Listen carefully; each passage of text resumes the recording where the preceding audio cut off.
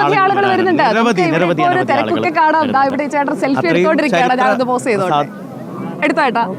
Happy ആയില്ലേ? ഓ happy, very very happy. എന്ത് പറയാ ചേച്ചി? സൂപ്പറായിട്ട് ഉഷാറല്ലേ? ഉഷാറായിട്ട് സൂപ്പറായിട്ട് വന്നാണ്. ലീവാക്കിട്ട് കാണാൻ വന്നാണ്. തേര് വലിക്കുന്നുണ്ടോ? വേഗം പോവാണ്, രക്ഷപ്പെടുക. ആണോ? ഇതിൽ കുറെ പേര് തേര് വലിച്ചു, കുറെ പേര് തേര് വലിക്കുന്നത് കാണാൻ വരുന്നു. അങ്ങനെയുള്ള തിരക്കുകളാണ് നമ്മൾ ഇവിടെയൊക്കെ കാണുന്നത്. ചേട്ടാ എവിടുന്നാ?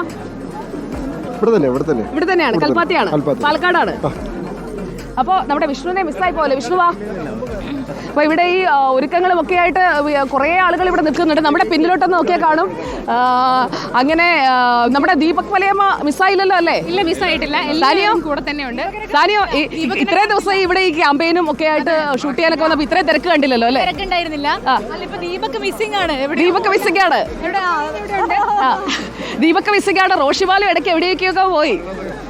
ഉത്സവം ആവുമ്പോഴേക്കും സാധാരണ ഇങ്ങനെ മുങ്ങാറുണ്ടോ? അങ്ങനെയല്ല, ഞാൻ അവിടെ അമൂൽ ഐസ്ക്രീം എനിക്ക് ഭയങ്കര ഇഷ്ടപ്പെടാണ്. അമൂൽ ഐസ്ക്രീമാണ് നമ്മുടെ റോഷിമാൽ. ഈ തേരിന് ഇങ്ങനെ നടക്കുമ്പോഴേ ഓരോ സൈഡ് ഓരോ കടകളുണ്ടാവും. അവിടെ നമ്മൾ ഓരോ സാധനങ്ങൾ ടേസ്റ്റ് ചെയ്യാം. നമ്മൾ കഴിഞ്ഞ ദിവസം കഴിച്ച് ബട്ടർ ഗുൽഗണ്ട് അല്ലേ? ബട്ടർ ഗുൽഗണ്ട് അടിപൊളി സാധനമായിരുന്നു.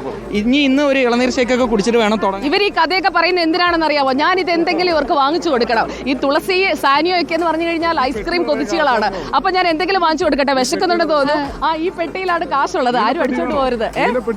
നീലപ്പെട്ടിയല്ല എന്റെ. എനിക്കത് പറയുമെന്നറിയാം. അതുകൊണ്ട് പല നിറത്തിലുള്ള എന്റെ സ്വന്തം പെട്ടിയാണ് കേട്ടോ.